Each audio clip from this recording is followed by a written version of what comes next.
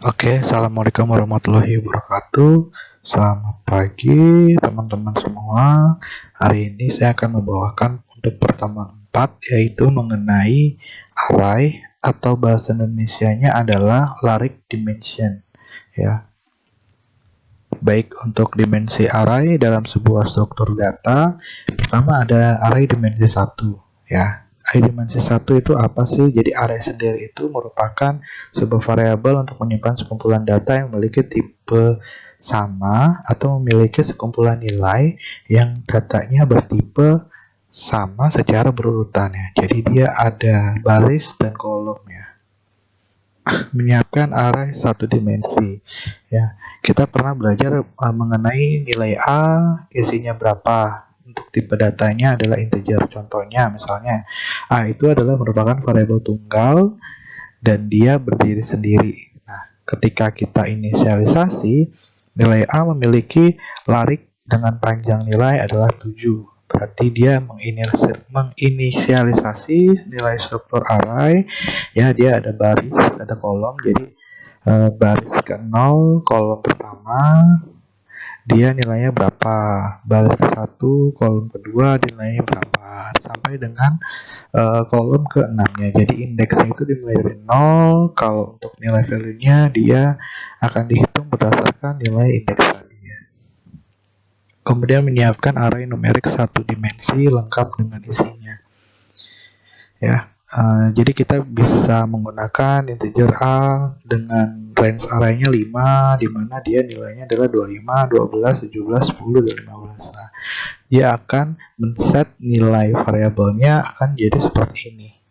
Ya, menyesuaikan nilai yang ada.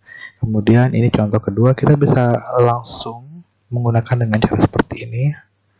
Terus atau kita mengkosongkan nilai array-nya. Jadi kita langsung isi aja value-nya sebanyak nilai array yang kita inginkan.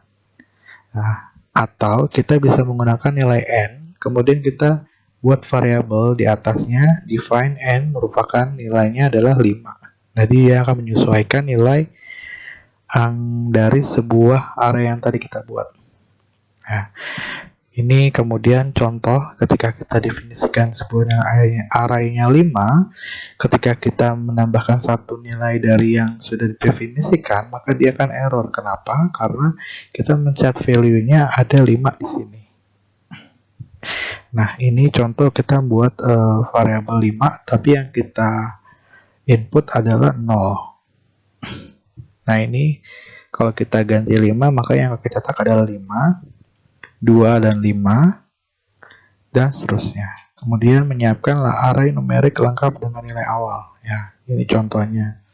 Misalnya kita cetak 25. Ketika kita bilang ada 5 nilai, maka sisanya yang tidak diisi, maka dia akan otomatis nilainya menjadi 0. 0, 0, 0. Ya, contohnya seperti ini. Kita bisa masukin nilai for, di mana for memiliki nilai i dimulai dari 0, i lebih kecil dari 4, i plus plus. Jadi dia akan increase, akan bertambah berdasarkan nilai yang ada di array tadi di sini. Menyiapkan array string satu dimensi. Ya, ini adalah contoh array string ya. Jadi dia karakter C nilainya 5, kemudian nilainya ABC. Sisanya akan define null ya. Jadi dia akan otomatis nggak kebaca. Nah, contoh misalnya kita bisa bikin kayak gini. Jadi kalau karakter kita bisa pakai tanda kutip di satu dari karakternya. Kemudian kita bisa mengisi elemen-elemen array satu dimensi dengan konstanta ya. Contohnya seperti ini.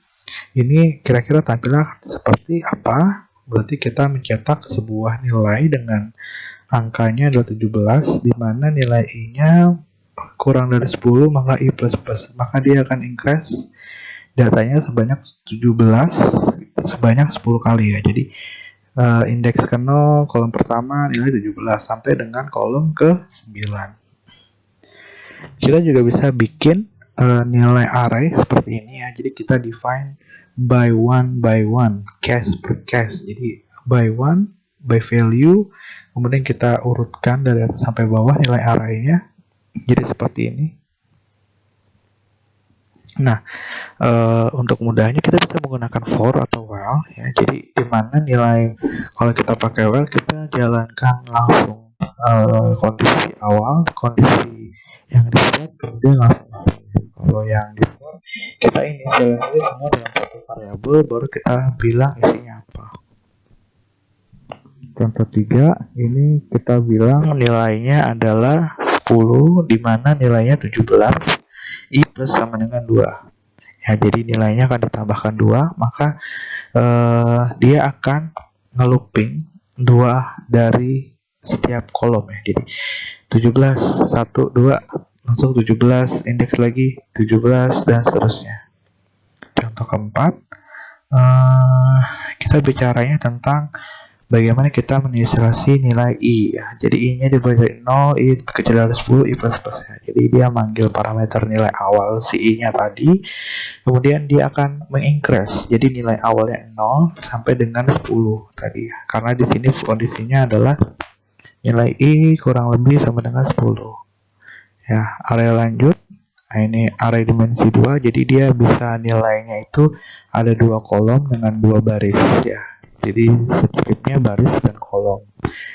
Kemudian contohnya misalnya dia ada 3 baris 4 kolom. Ya, kita bisa bilang A-nya 3, terus ada 4. Jadi 3 barisnya ke bawah, 4 kolomnya ke kanan.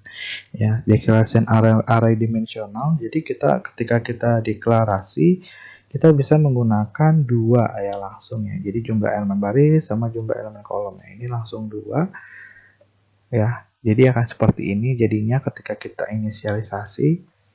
Nah, contoh example output dari programnya adalah seperti ini. Kita bisa menggunakan matrix ordo 3x2 ya. Jadi 3 baris 2 kolom ya.